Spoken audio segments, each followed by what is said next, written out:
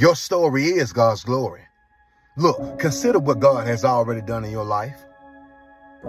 If you feel a little weak in the faith right now, right, all you got to do is get into that place of solitude to yourself and just think of the goodness of God that has been on your life down through the years. Consider what the Lord has done in your life. You know it was nothing but God. God never left your side. Consider what God has already done.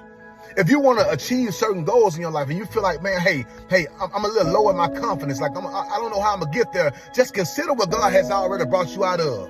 Right? If God had brought you out of this, you know he's taking you to that. You know he has the power to take you through to that, right? You know he got the power to help you achieve certain things in your life. Consider what the Lord has done. In spite of what people have said about you, right? You know it was nothing but the Lord who was on your side, right?